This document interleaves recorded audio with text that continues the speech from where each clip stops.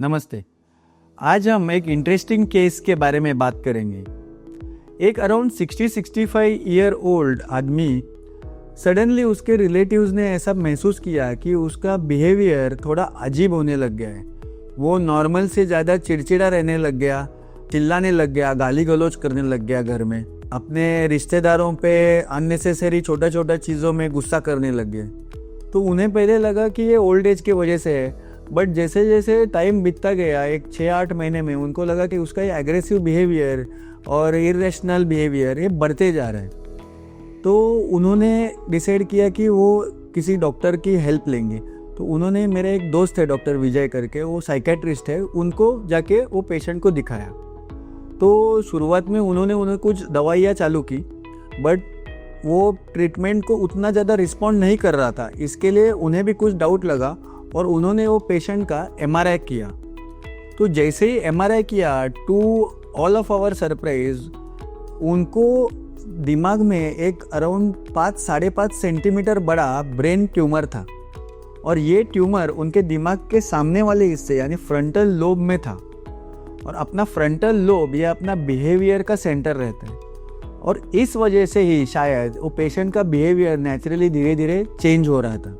जो उनका natural behaviour था उससे वो विपरीत बिहेव करने लग गए थे। ये MRI में ये ऐसा दिखाई दिया कि ये ट्यूमर ये मेनिंजोमा है। मतलब मेनिंजोमा एक बिनाइन ट्यूमर, मतलब नॉन कैंसरस ट्यूमर रहता है। तो अगर ये ट्यूमर के वजह से उनका बिहेवियर बदला है तो ये ट्यूमर निकालने के बाद नॉर्मली वो ठीक होना भी चाहिए। तो उन्होंने ये पेशेंट को मेरे पास रेफ़र किया। जिस साइज़ का वो ट्यूमर था उसे ऑपरेशन के अलावा दूसरा कोई इलाज नहीं था। पेशेंट को और उनके रिश्तेदारों को हमने ये पूरी चीज़ समझाई। They also decided to go ahead with surgery.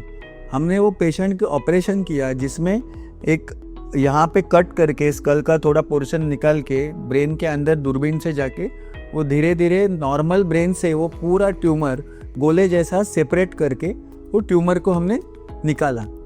ये प्रोसेस में हमने नॉर्मल ब्रेन को जितना हो सकता है उतना बचाया और बिना उसको ज़्यादा धक्का भी दिए ये पूरी का पूरी गांठ एक टेनिस बॉल जैसे निकाल दी। ये होने के बाद उनको कुछ दिनों तक हमने दवाइयों पे रखा, डिस्चार्ज हो गए।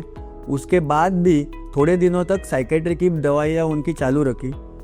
टू आवर सरप्राइज अराउंड 1.5 से 2 महीने में उनका बिहेवियर धीरे धीरे नॉर्मल होने लग गया और 2-3 महीने में वो पूरी तरह जैसे पहले बिहेव करते थे वैसे हो गए। उनकी पूरी साइकेट्री की दवाइयाँ भी रुक गई।